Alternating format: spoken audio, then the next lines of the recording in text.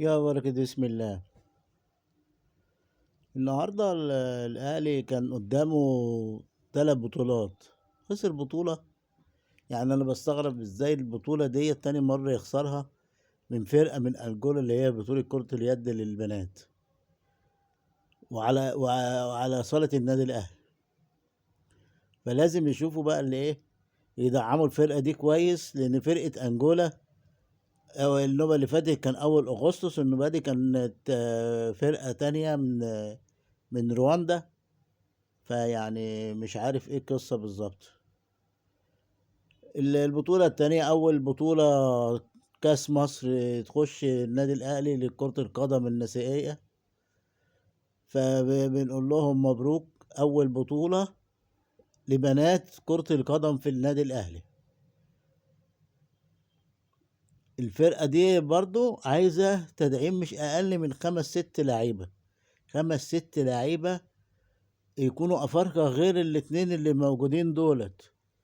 اللعيبة النيجيرية ديت جابت لها جونين في اول ماتش مع الزمالك، وكل سنه وانت طيب. على كده تقيله وحركتها بطيئه واصاباتها كتيره.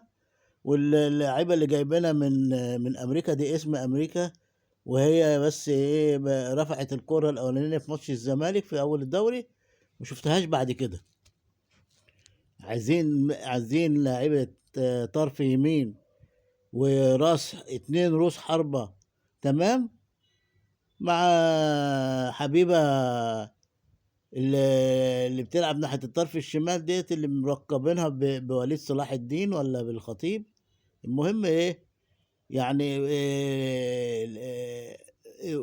واتنين في واحدة في الديفندر، واتنين ايه مساكين.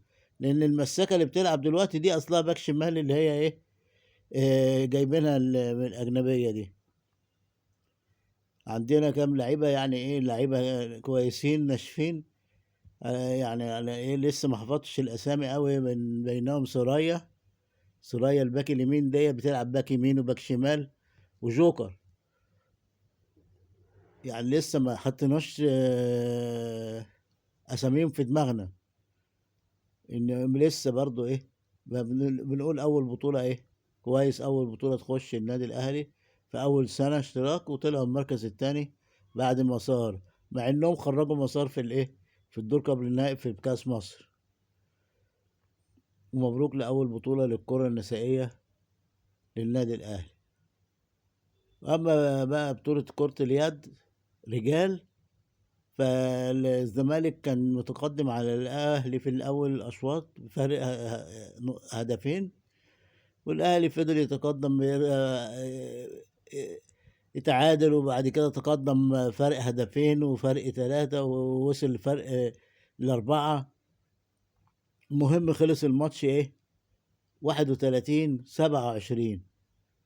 وال وبكده هوت النادي الاهلي خد 3 بطولات من الزمالك. والزمالك رغم اللي هو فرقه ما دعمتش كويس ولا وظروفهم اللي ما يعلم بها الا ربنا، بس هي برضو الفرقه اللي بتنافس الاهلي لغايه دلوقتي في كره اليد. فنقول مبروك لكره اليد رجال على كاس الكؤوس الافريقيه،